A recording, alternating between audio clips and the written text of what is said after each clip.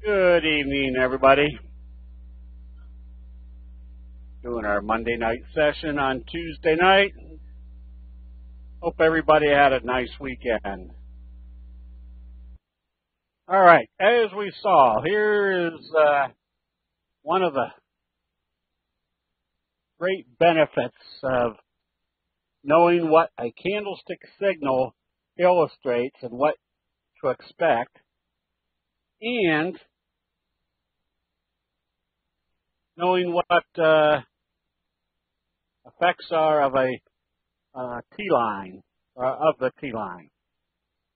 Friday, with the doji right here on the T-line in the Dow, made it very simple. If we woke up this morning and saw the pre-market futures trading positive, we knew the uptrend was still in progress because they were going to move it in the direction of how they opened it after a doji.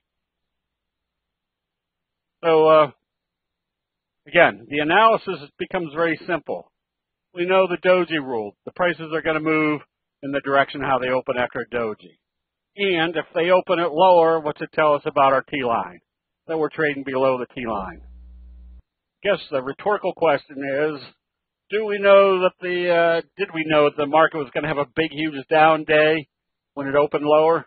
Definitely not. But at least it puts us into situations, or at least has us in situations that if there is a big down day, at least we're positioned correctly or got established based upon the pieces of evidence that we get.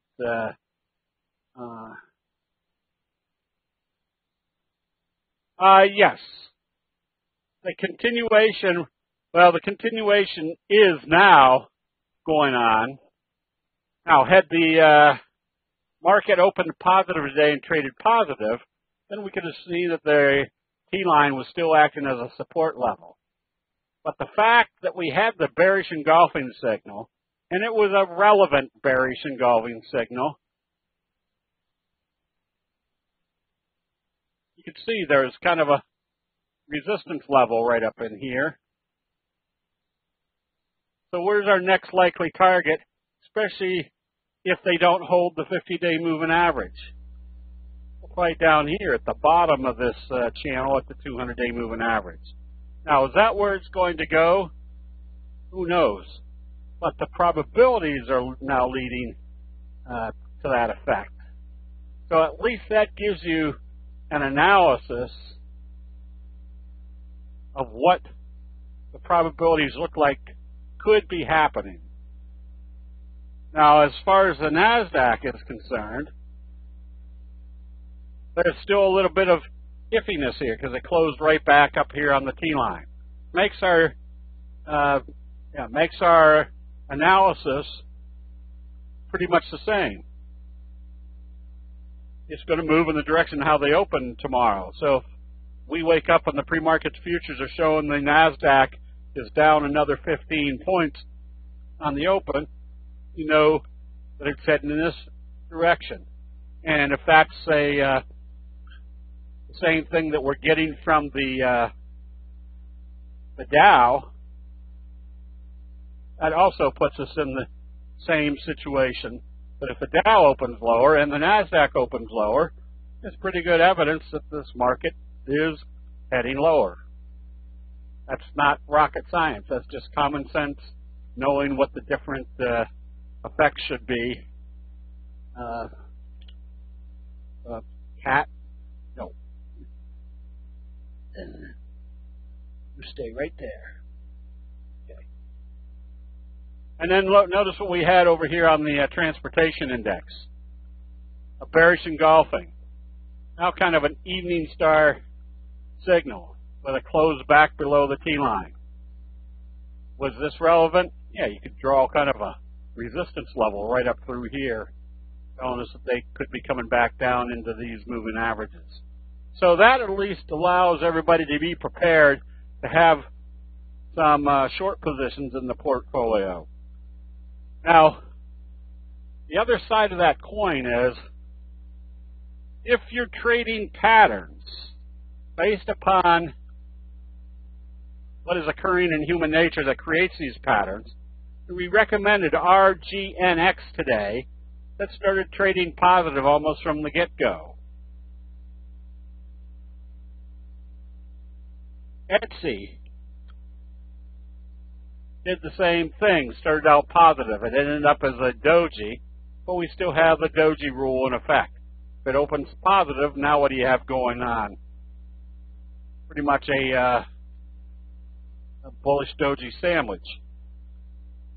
And if we had the doji sandwich breakout, this would tell us there'd still be more upside.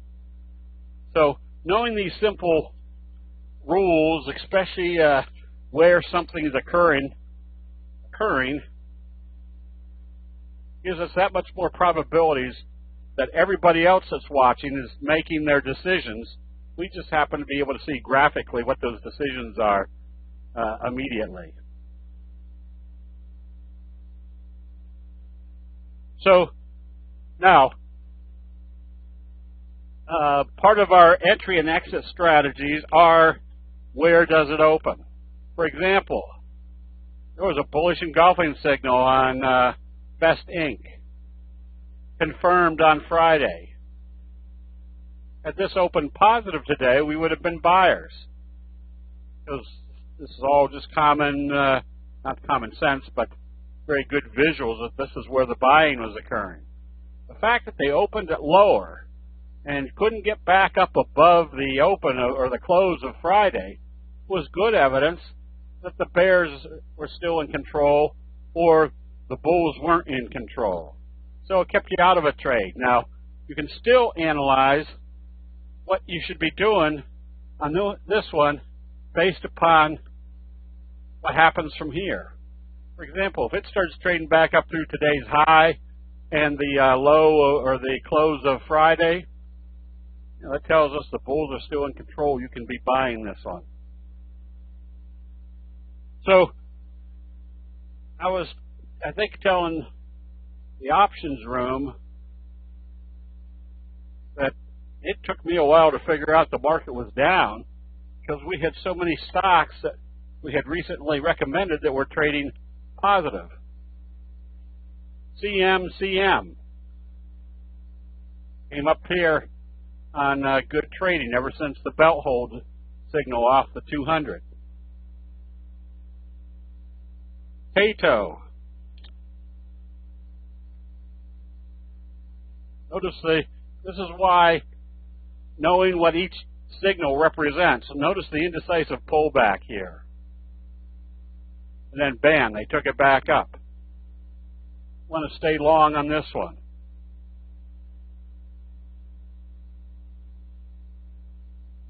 CTSO, same scenario. Traded positive today. CLSD,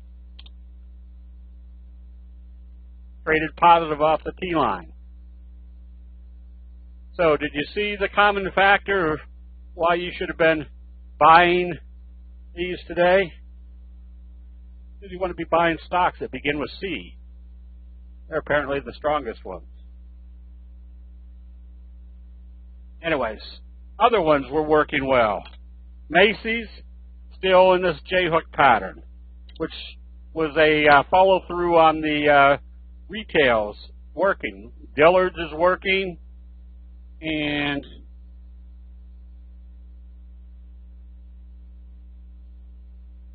Fran is another one that's setting up nicely. Darn cat, go.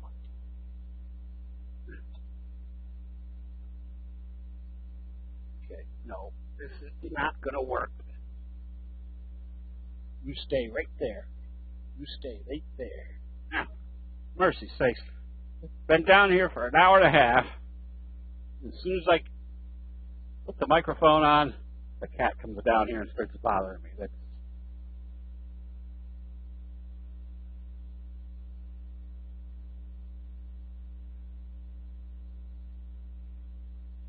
So, Fran is still a very good-looking chart.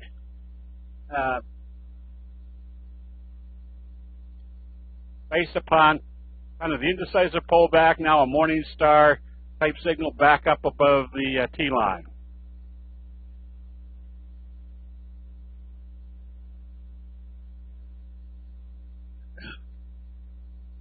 Cat, you're just driving me to drink. This.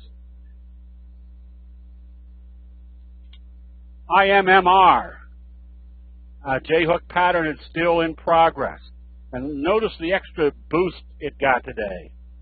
It was trading off, then came right back up and continued its uptrend. So this is a function of, should we be buying when stochastics are in the overbought area? Yeah, it dropped on the open, but this is why it wasn't anything real drastic. Yes, it was for a while, but then it turned around and came right back up again. Still making this a very viable buy if it opens positive on positive trading tomorrow, because now you've got your classic fry pan bottom J-hook pattern. And notice where the uptrend started, right smack dab off this kind of bullish harami right on the T-line. And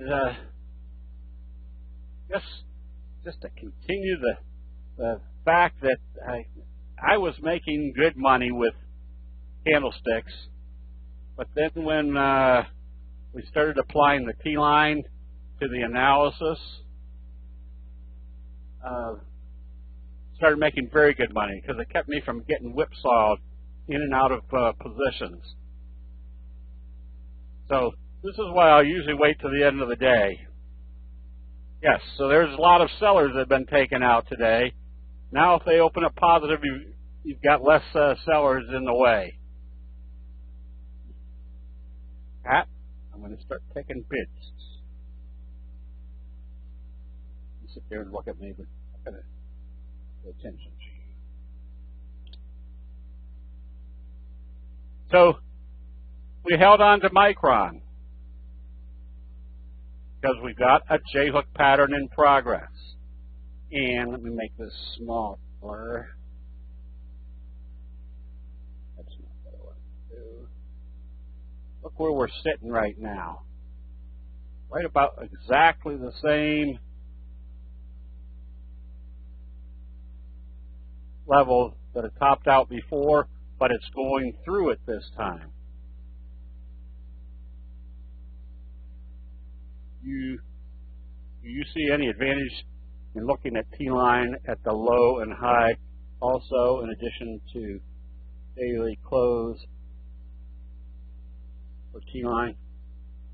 Yes, there are a lot of times where you can see where the T-line, now you got to remember, the T-line is not on anybody's charts. Now obviously we have it on our charts, but the percentage of people that have the T-line on their charts is so minuscule that you've got to say that nobody has it on their chart. So it becomes a lot more advantageous, and this is not the chart to illustrate it, but if you see a situation where the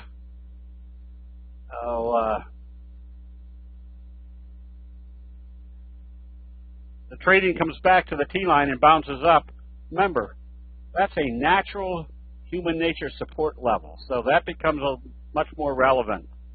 And I'll try to get to some of those here. Square, we're right at the breakout point of a J-hook pattern. You want to keep an eye on this one.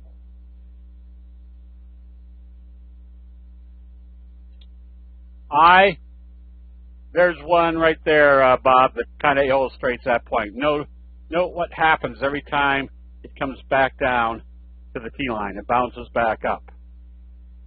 Now, that's where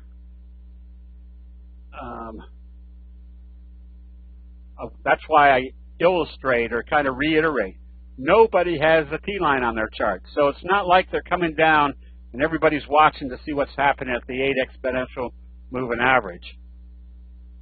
Because there's 99.9999% of all people don't have this on their chart. That means when the buying starts at this level, it's doing it at a natural reversal spot.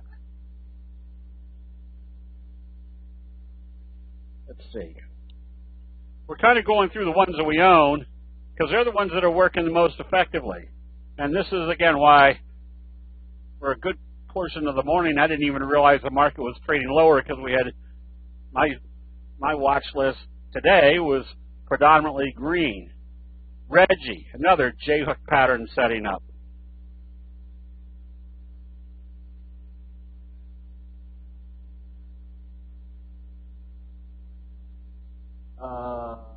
WAIR.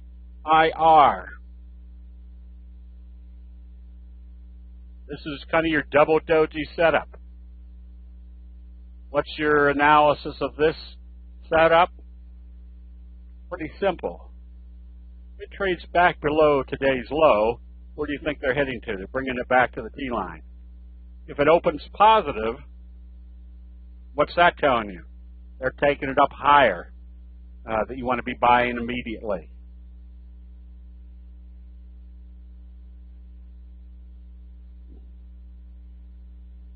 Iridium, opened lower, came right back up again.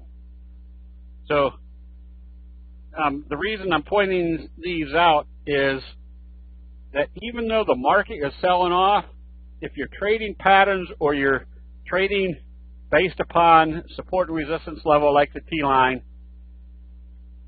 your probabilities are extremely better that you're going to be in the right place at the right time. Why then don't we keep stop loss just below the T-line? Felix, you can do that, yes. But you notice here, they came down below the T-line and came back up. So the higher you go up in the overbought area, yeah, the more you probably want to have that safety stop just below the T-line, with the idea that it shouldn't be coming back down through that level.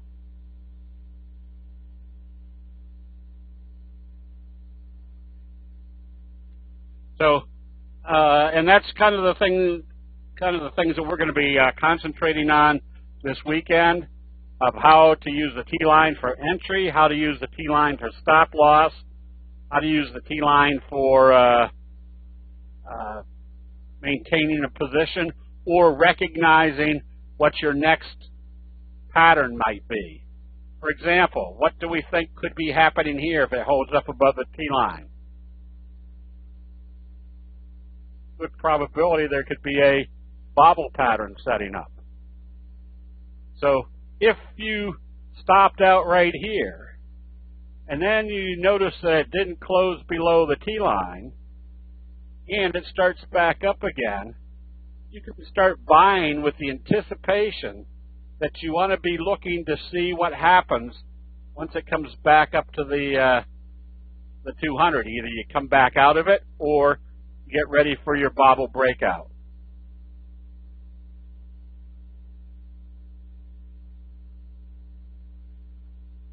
Rick, yes, you can. That's something that each person can add to their own charts to see what becomes a more critical or a more viable place to set a stop. I just happen to use the T-line because it's worked very effectively for me through the years. You could also use your 34 or, again, your 21, whatever works best for you. And as you can see, if you add one or two more moving averages on your chart, it's not going to be a crowded chart. It's still going to be relatively empty, so you can see what's actually happening at different levels. Did we do this one? Yeah, that's the one we're doing. Right.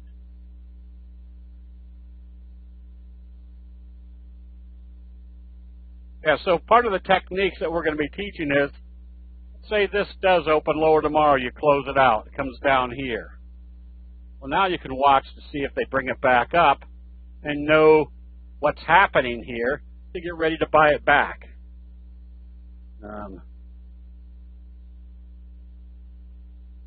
If you see the doji at the 3T line, same scenario. You're still above the T line.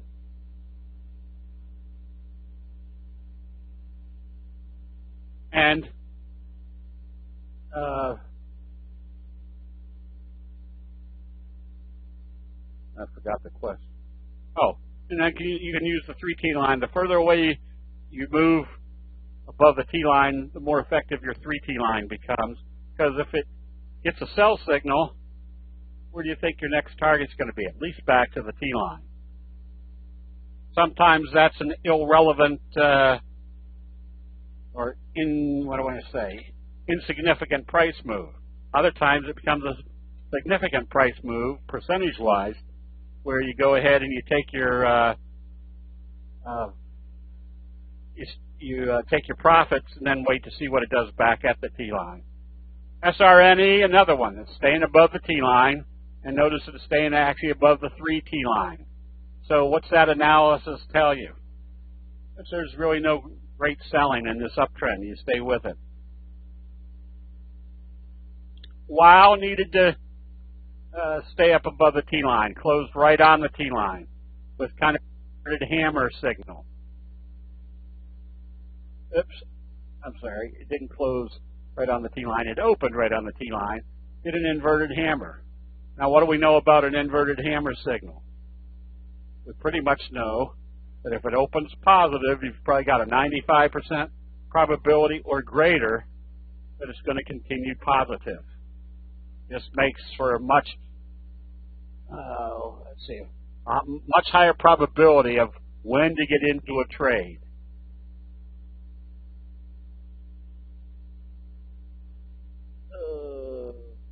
So pink was kind of that scenario. You had a left-right combo that closed right on the T line. If you held on to it, now I put a big if there, because if you see a left-right combo in the overbought area, that left-right combo is about the same effectiveness as a best friend signal. It tells you there's high probability of continued selling. So if you didn't close it out here, definitely close it out when it opened lower the next day. Well, does an inverted hammer have meaning when the stochastics are in the oversold? You got to remember where your stochastics or where your what your trend looks like. You've got an inverted hammer at a bottom of a pullback. So what would you think is happening at this level? Either they're supporting right here, or this was weakness. If it opens positive, we know that it's probably creating an inverted hammer, so it becomes irrelevant. Just recognizing this. Now you're correct. Obviously, you want to see candlestick reversal signal down here in the oversold area. But if you're also recognizing a pattern setup, then you can use the results of that candlestick signal. Remember, the pattern and the signal is the top criteria. The stochastics just kind of give you a warning of where you don't want it to be occurring or where you do want it to be occurring. Okay, let's go through the biggies real quick. Tesla. That might be changing, except you can still see that you're in kind of a sideways trend. There's really no trend here. Amazon held up well. You can see the trend here. It's starting an uptrend, or after your big bullish engulfing. Even though your stochastics weren't in the oversold area, you can see where this bullish engulfing was occurring. You're at the T line, telling you, yep, they're not trading it back below the T line. So this becomes a much more relevant piece of information, knowing where it's occurring. NVIDIA, same scenario. Doesn't have a real strong uptrend, but you had a big bullish engulfing. In this case, it did bounce off the 34, closed above the T line. So what's our criteria now after today's doji? We definitely want to see it open positive and trade positive if we are long or if we're thinking about going long. Apple, nothing there, just absolutely flat as a pancake. And I'm trying to work that into how that becomes a apple pancake, whatever you call those. And I can't figure it out. Netflix, still, even though it traded indecisively today, we're still trading above the 3T line. So what becomes our criteria now? If they open this lower and trade below today's low, you probably want to close it out. Where do you think they're bringing it back to? Probably back there you go, an apple fritter. I couldn't figure that out. I knew it was something clever. And Labu, same scenario. We're dojing right smack dab on the T line. That's the most relevant spot for getting information about what's happening in investor sentiment. Is if we know what happens after an open of a doji, and it's occurring right on the T line, it tells us pretty much whether there's going to be bullish strength or bearish strength from that point. And I guess the only other one, Nugget. Nugget's just having a hard time getting out of his own way. Just nothing there.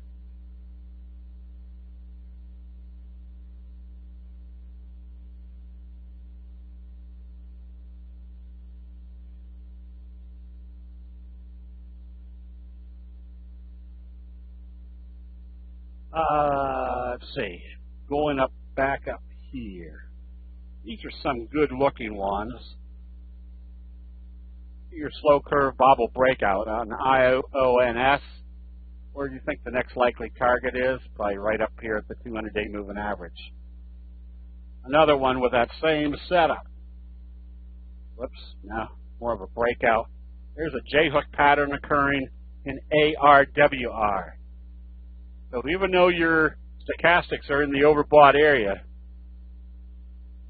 Oh, John, I just have Nugget as just like Labu. It just stays on the watch list so that if I see Nugget or Labu moving one way or the other, then I know immediately to start looking at gold stocks, or in Labu's case, the biotechs. So they're not. It's not anything that I have it there just to get ready to trade it. I have it there to indicate when that whole sector is starting to move one way or the other. And I guess it's kind of the same scenario with, I don't have to do it.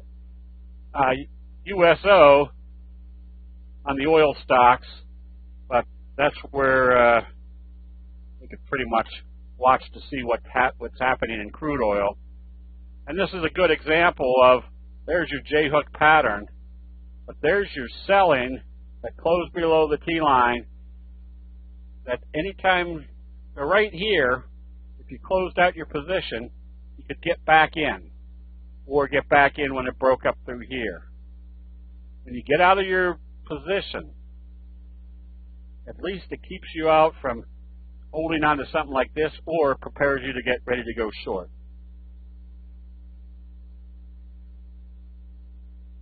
So that's why you can use some of these other indicators to tell you what to do in each sector. Gold, another nice J-hook pattern. Where did this all occur? Off the 50 and a morning star signal right here at the T-line. Can you post your watch list on? Oh, shoot, you're seeing most of the watch list, Bob. Usually when I go through the list of things that we're watching, either in the room during the day or at our Monday night sessions, that is the watch list. So the first part, the ones that we go through are ones that we have recommended in the recent past and that we're still holding.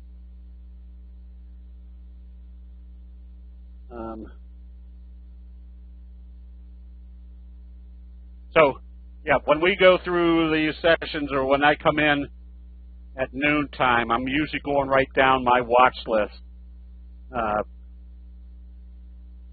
to kind of say, all right, we're hanging on to this one, we're hanging on to this one, or we're closing this one out if it closes below the T-line. Can you explain how you use USO in the relation? Well, if you know that this is crude oil prices, then, and you can see up here it rolled over, and you were thinking about buying Schlumberger, or you own Schlumberger, yeah, it's going to give you that a little bit more heads up that if they're selling off crude oil, more than likely they're starting to sell off these the biggies. And you can see that there are, you can see that there are signals. There's your hanging man, there's your doji, there's your bearish confirmation closing below the T-line. That would have told you if you've been holding this, it was time to get out. When do you get back in? You see it turn around and do a J-hook type pattern, but at that point, it told you to stay out. Quantitatively, what would you say high above the T-line would be? And if you are high above the T-line, is that cause a case where you would sell intraday if you retraced halfway? Bruce, no, there's a more logical way, and I'm trying to figure out. I'll keep, Bruce, let me see if I can find one that I can illustrate to you. But the simple answer is, if you've got something that's moved drastically away from the T-line, it's way up here, I'm just picking out this one right here. Say this moved up to here, you can see it was hugely away from the T-line, then we flip to the 10-minute chart and watch to see when the 10-minute chart comes back down through the 10-minute T-line with a sell signal. That means we could be taking profits up here someplace because of the 10-minute chart. Let's see. DYD. There's another little J-hook pattern in progress.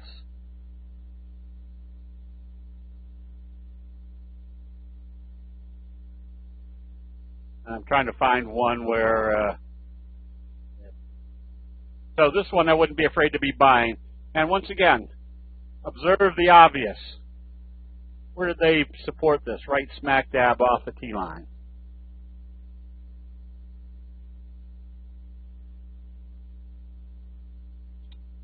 IRBT, there's your bobble breakout. Came up, failed at the 50, came back right here to the T-line, coming up through the 50 the second time. If it breaks through this level right here, and I probably should draw a trend line just to be more exact. It did kind of break through that level. So I'd look for more upside on this one. So back to your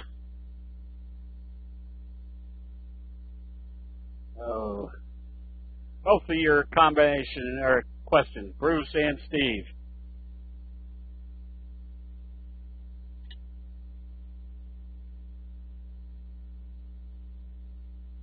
The T-line, you can see, was a fairly effective support level all the way up.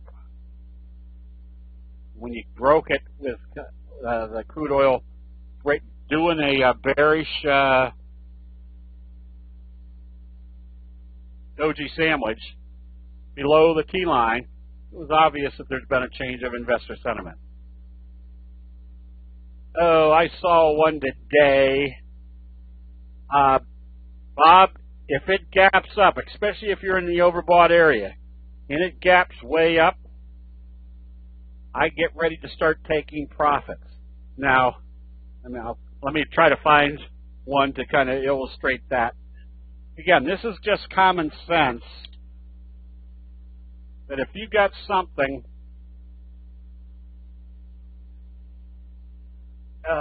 here's one, Bruce, to your question. Notice how it came all the way up there. I don't know if I'm going to be able to find that on the 10-minute chart, but we will try.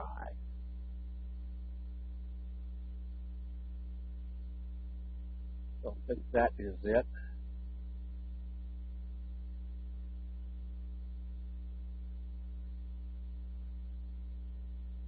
I don't know why I can't figure out what the dates are.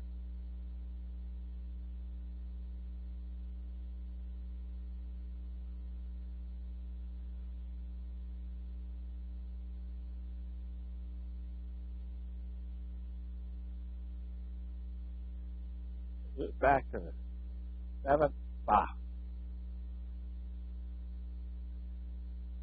I'm gonna think that it's this day that it gapped up, and on the 10-minute chart it moved up very strong, but on that day it took the daily chart way up above the T-line. So where do we start taking profits? Right here. As soon as we see enough weakness that it's coming back down through the 10-minute chart T-line, we want to take profits, because what's our next criteria? If they come down here and start back up, we can always buy back in. But what that does is if we take profits here, now let me see if I can do this, which I'm guessing was right up about here, we're coming out, and that keeps us from losing all that profitability until we get down in this range. So, very simply stated, if you see something that's moved huge away from the T-line, you flip to your 10-minute chart and see when the selling starts.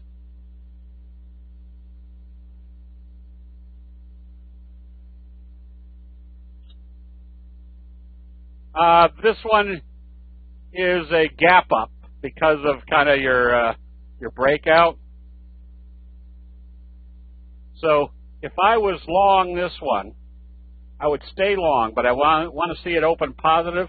I'd probably have my sell stop right here. If they have enough selling pressure to bring it back down through that level, you probably want to be out of the position until you see the selling has stopped. Steve, I used slow stochastics. My stochastics are set at 12.33, slow stochastics. Remember, we're not buying or selling stochastics. A lot of people ask, what do you buy when they stochastics cross? No, what we really are looking for is where are the stochastics when we see the candlestick signal. And logic just says if you see a candlestick buy signal in the overbought area, it doesn't mean very much. You're looking for a candlestick buy signal in the oversold area. Okay, let's see. I'm gotten way off track here. PI, kind of a J-hook. Let's see, am I in the right spot? Apparently. J-hook type pattern.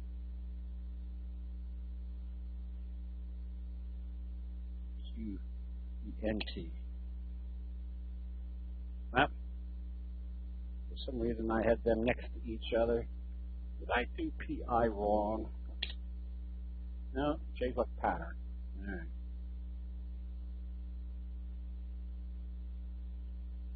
QTNT. Oh, I know what I was illustrating. Look at the Doji best friend gap up. Oops. Kind of your Doji best friend gap up today. It's showing more of a gap on the other charts. But this still illustrates the same thing. Notice Doji, Doji, Doji, gap up, bullish confirmation. That means you'll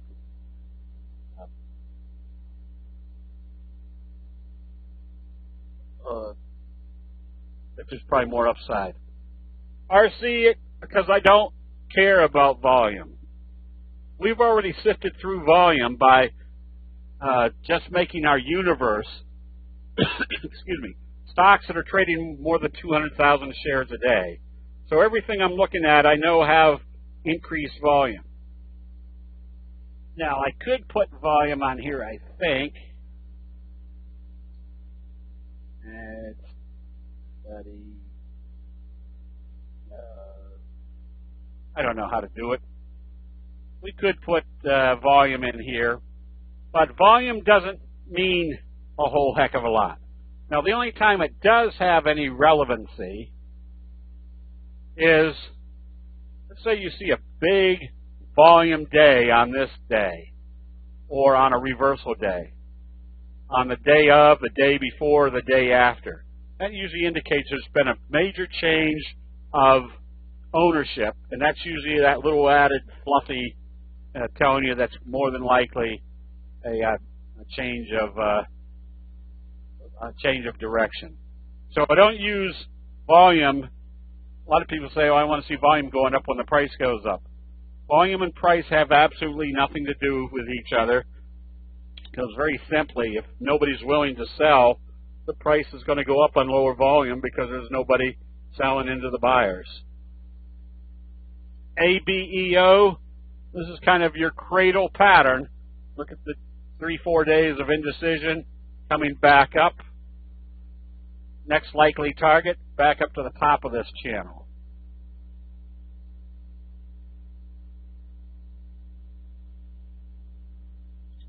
And PTGX, you can see the scoop pattern setting up.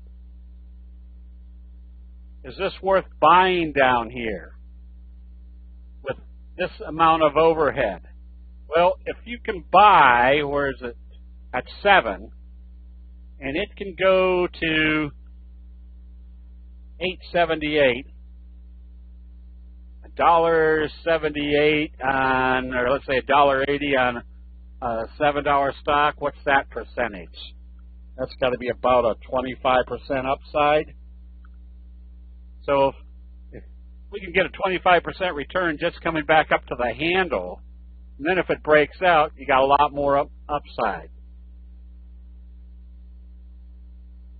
That one I wouldn't be afraid to be buying, because notice what started the uptrend through the T-line. There's our little bullish doji sandwich. There's our morning star signal. So you got buy signals going on. That makes this kind of your likely target. 25.7, all right.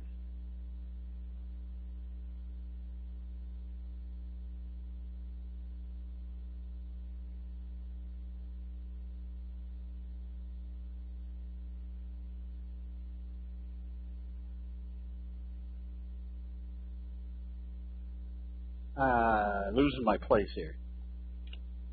AAOI, right here at the breakout level. Did I say that right? AAOI. Another one you can buy on the basis that if it breaks out through this level, you're in the next wave to the upside. ADRO. Get ready for your bobble breakout. If this trade's positive, you got a J-hook pattern bobble breakout.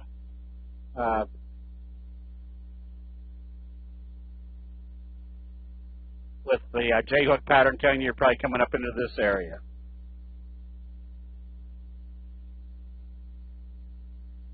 BCRX, there's your breakout. Kind of a classic, ugly fry pan bottom, J-hook pattern.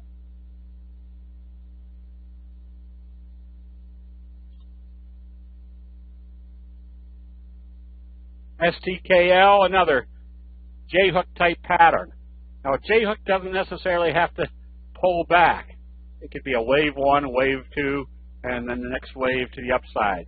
And you can see what this wave is doing. It broke right through that resistance level, and kind of implying there's going to be more upside.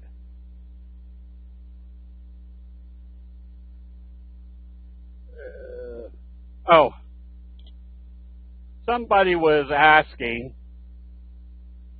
a good while back now, whether Intelsat was overpriced or well overbought. And the answer was, no, not until you see a close below the T-line. So even on Friday with that big bearish engulfing signal, to break what was the obvious, that this had been supporting on the T-line this whole way up, you needed to see bearish confirmation that they were taking it down below the T-line, and they still haven't. So you still hang on to this one. and you put your safety stop just below the T line. You don't want to see it come back down through that level after your first sell signal. Eames, left-right combo right off the 200. Wouldn't be a buyer yet, but I'd have this one on the watch list. And LXRX, I think I did that right.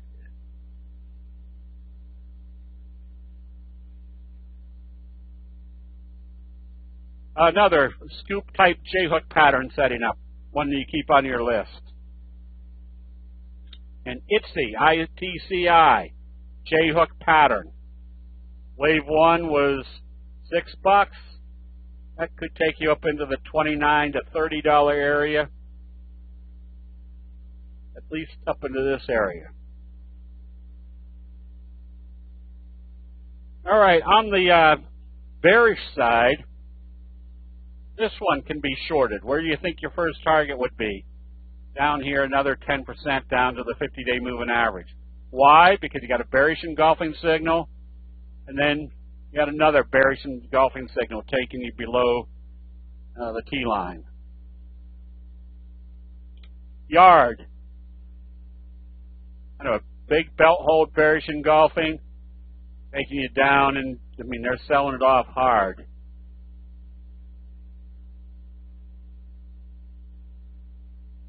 So those strong sell signals. There's a kicker type signal, an INFM. Short this one, you just watch to see what it does here at the 200. If it breaks through there, you could have another move like this to the downside.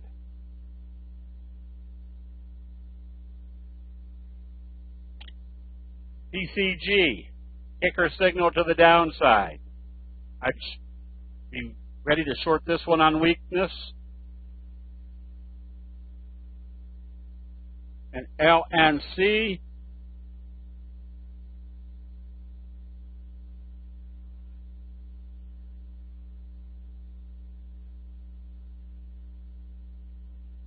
Doji, gap down. Another one where observe the obvious. You're in a downtrend. Where's your next target? Down in this area.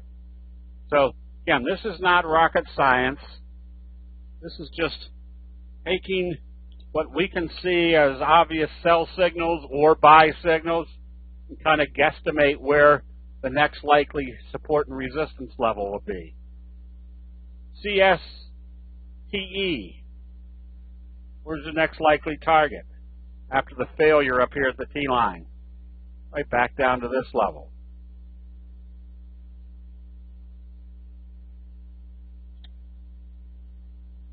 And here's Avis. Looks like it's in trouble. It broke the 200, which is also a support level. Look for more downside on this one.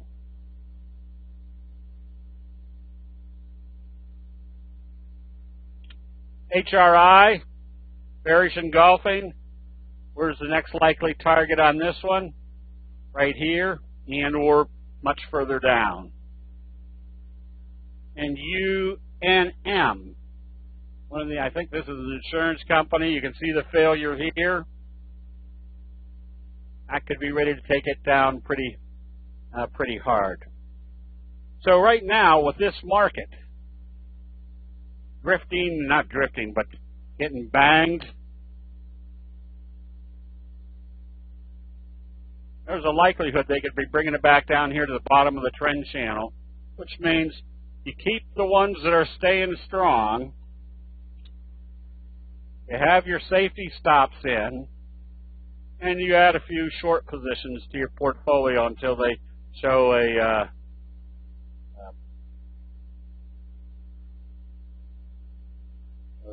forgot what I was saying.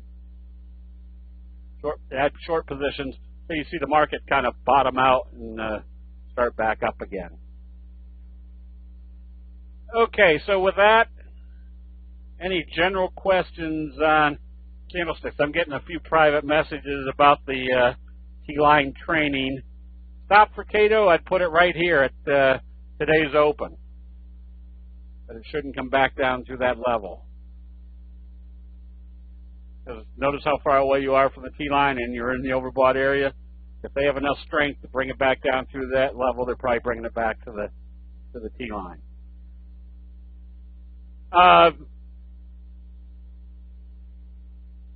Somebody's asking, do you need to do any preparation for the 2-day training? And the answer is no. The nice thing about the application of the T-line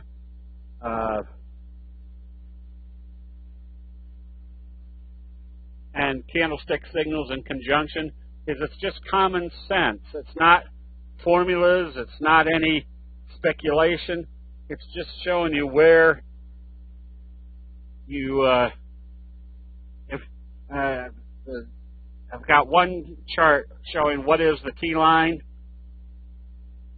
and very simply stated, if you've got candlestick signals, which are the graphic depiction of human nature, and you've got the T-line, which apparently acts like a natural support and resistance level of human nature, when you put those together, that produces a very powerful combination. Bruce, yes, once I get up in the overbought area, I'll put my stop, especially when you've moved that far away from the T-line, put my stop at the previous day's open, because logic says if there's enough strength to bring it back down through the previous day's open in an overbought area that far away from the T-line, that's where the sellers have taken control. Jim, usually you'll get the link for the training on Friday afternoon. When showing you charts, are you looking at 3 months time frame for the T-line? No, it doesn't matter. I mean, I'm just looking at a chart that is big enough for me to see. It doesn't matter whether you make it, make it like this. It's all what is comfortable for you to see. Well.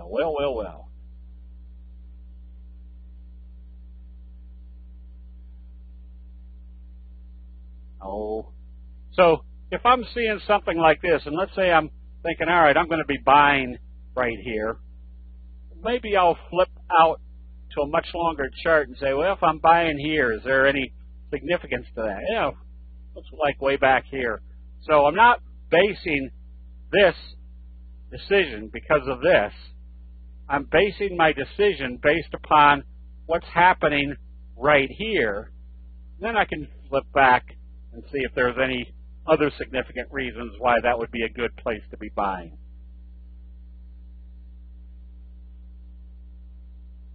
Let's see. So Frank, no, the size of your chart is irrelevant. What we're looking at is what's happening right here when we're ready to make our decision. Any of these have good, reasonable liquid options that one might go after? RC, that is something you can do, and that's why over in the options room I usually recommend things that have a much bigger volume and much more liquidity. Like Macy's, that's got enough liquidity both in the stock and the options. Micron we started buying a while back. So there are a few where the option volume might not be great. For example, I've got calls right now on IMMR, which has a decent amount of stock volume. The option volume is okay. But as long as I'm not coming in for 100 contracts or even 50 contracts, if I'm coming in for 5 contracts or 12 contracts, somewhere in there, I'm usually going to get filled without too much problem.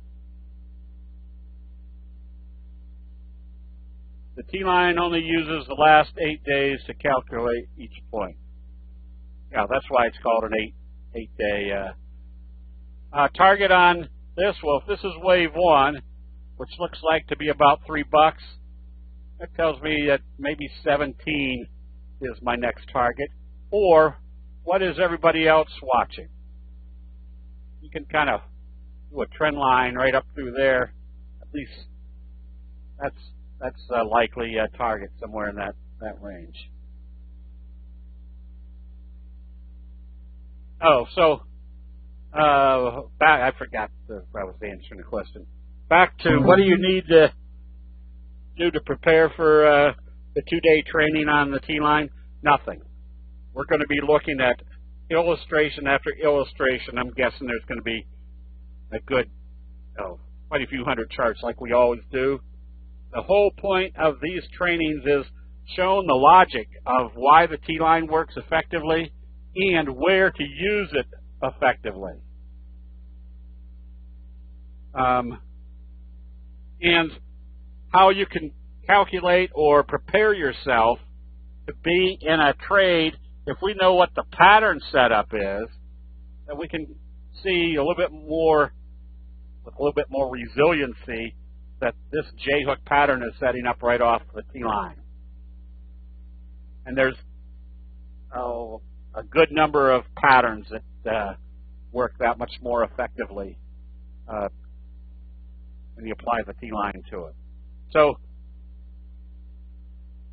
simply stated is, if the candlestick signals and patterns put the probabilities in your favor, and the T-line adds to those probabilities, all you're doing is kind of putting all your stars in alignment to be in the right trades at the right time.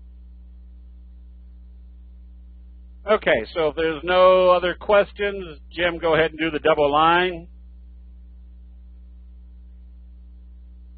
Oh, Jim. All right.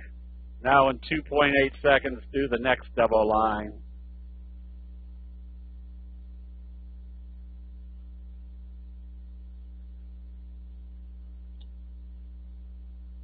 The IRS. Let me make this a little bit bigger where we can see it. Did that sell off today? Yep. So this is one where you're getting up toward the overbought area. Your safety stop should have been right here. And if it wasn't, you should have been out of this one on the close. With it closing below the T-line, telling you the sellers were in control. L, one that if you'd been short, observe the obvious. Look where the hammer doji bottomed out, right smack dab off the 200. So what did we need to see to confirm this signal? Bullish trading. So if you bought it on positive trading, your first target was to see what it was going to do at the T-line. If you didn't, now your next clue is they open this positive. What's it telling us? It's telling us the confirmation of the big hammer doji is being confirmed, and then it's being confirmed again on the basis that the T-line's not acting as resistance anymore.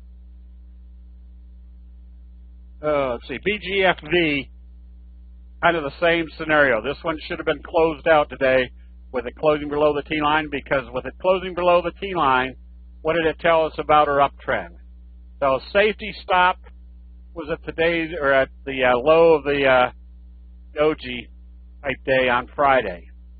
If it came down through there, that was telling us the bears were back in control. The Qs, same as the Nasdaq, obviously. Doji right smack dab on the T-line would tell us how the market's going to move based upon how they open it tomorrow. A gap up doji for CVRR, I'd have a sell stop right here, or if it opens lower tomorrow, I'd probably sell half the position and then sell the other half if it came back down through the low. GG, moving up nicely. You can still buy this one.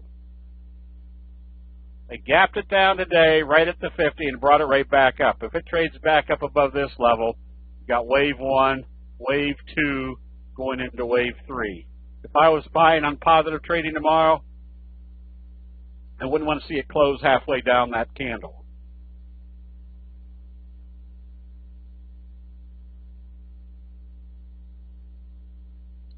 ATSG, nothing yet.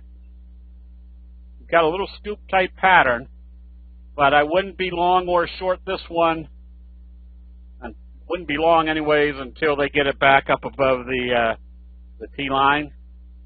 Constellation brands, you can buy this one. It got kind of a little morning star cradle pattern closed above the T line.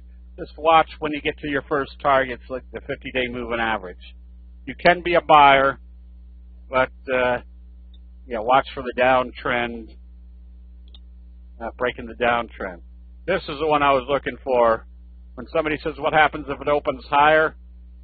Well, the fact that they gapped this one up and started trading it off, at some point, when I could see they were not buying, dang Jiminy Christmas. The Pirates just can't beat the Cubs. That's what you want to kick your grandmother. You sell it off, and again, this would have been, let's see what the 10-minute chart looks like. 10-minute chart. Way up here, start selling off. You can take profits or close it. And then once it gets back down here, then you can decide whether to start buying back again. Now, if I started buying back here, and then it closed back below, what was the trajectory? If it wasn't doing anything, you stay out of it until you see the next buy signal on the 10-minute chart. Nordic, whoops, we're on the 10-minute chart.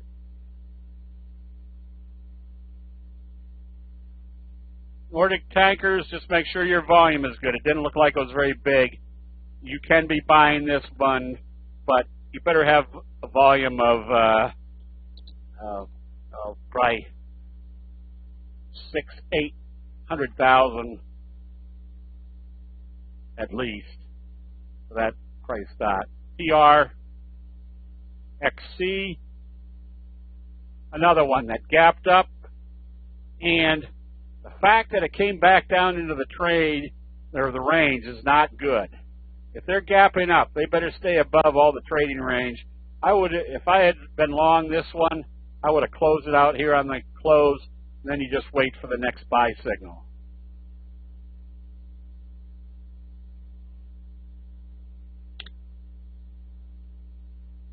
Another one that you stay long, if you stopped out right here, you can get ready to buy. If I was going to buy it back, I want to see it come back up through the highs of today. But you can see you already had a good percentage move based upon this little wedge breakout, bullish engulfing. I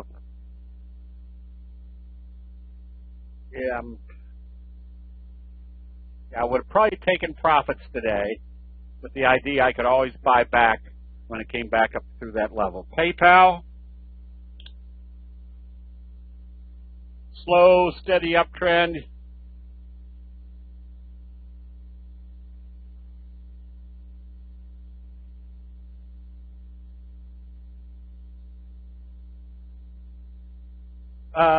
Just stay long. Now, again, put your safety stop right below today's low. If it comes down through there, they're going the wrong way.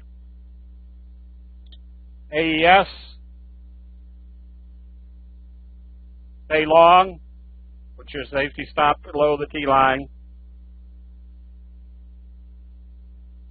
ONVO, another one. All you can do is stay long as it doesn't close below the T line. Tile Shop, same scenario, has to stay above the T line. You preferably want to see this one open flat or positive tomorrow. If it opens lower, it's running into trouble toward the T line. And again, that'll be a function of how they open the market tomorrow. PGNX, same scenario. You've got a little left-right combo. If they open this lower tomorrow, close it out. As you can see, you've lost the bullish trajectory. NKTR, stay short. That's a good-looking short. You already had that as short. Well, good.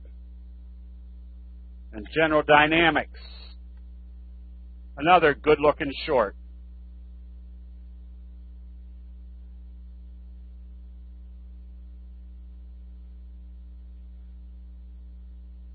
Get ready to short this one on weakness. At least coming back down, or a wave 1, wave 2, wave 3, the same magnitude as that wave right there.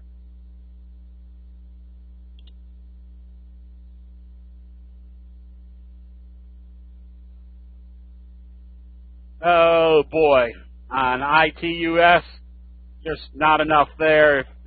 If you're long, you can stay long. But if it opened lower tomorrow, I'd probably close it out because you don't have any direction. World Wrestling, stay long. What's your safety stop at today's open? If it comes back down through there, it's not good.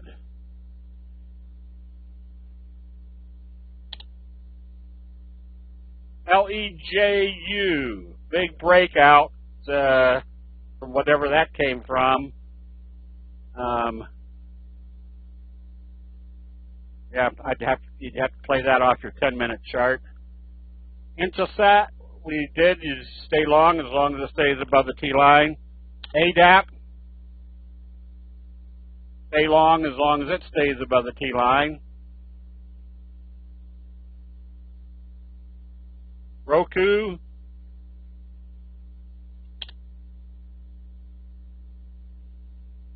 another one that's not a great chart. You can see you're in an uptrend, but you hit the top of the uptrend, put your safety stop just below today's low. It shouldn't come back down through that level. That would confirm that spinning top. Zenga, you can stay long, just make sure your volume is good. VCell, you should be out of this one with it closing below the T line the other day. I wouldn't be back in it until you see definite confirmation they're going to get it back up above the T line. Oops. Oh, gold, is that what you're looking for, Rick? There's gold, August contract, just not going anywhere in any great hurry. Still stuck with this downtrending channel. Juniper,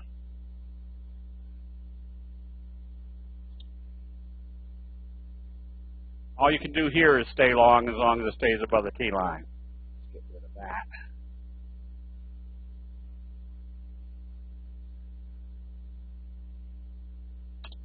Chipotle, nothing. I wouldn't be long or short. If I was going short, it needed to come down through today's open. And I wouldn't be going long right now until you see further confirmation. Target. Another chart that I wouldn't be long or short. There's just nothing on that chart that tells you what they're trying to do with it. ARRY. You just stay long, use the T line as you stop. UCOM.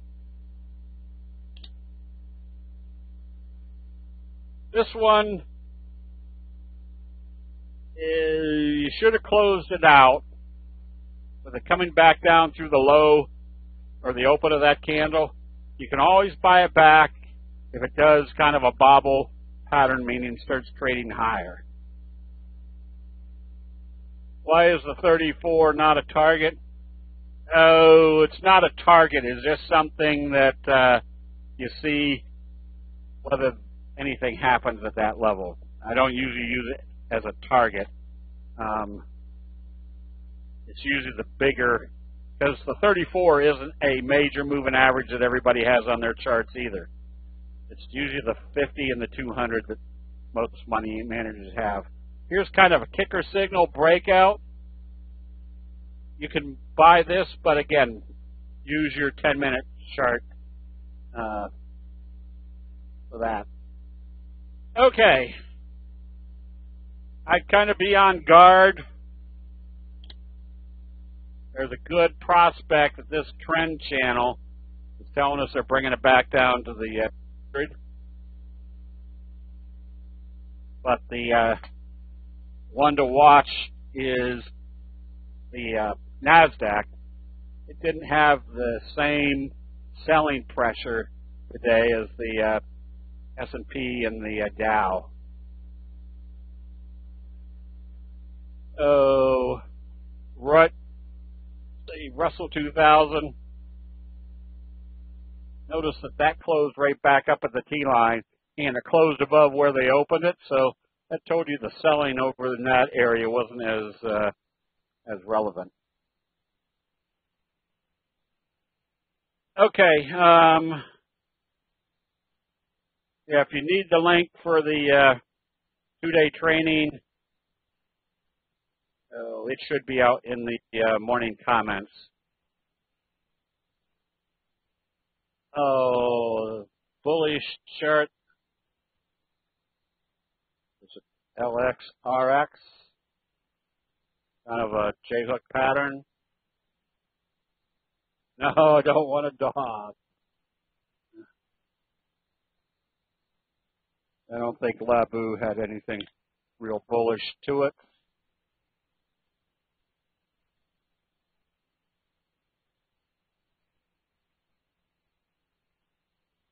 Okay. So with that, everybody have a good evening. We will see you bright and early in the chat rooms tomorrow. We'll see you then.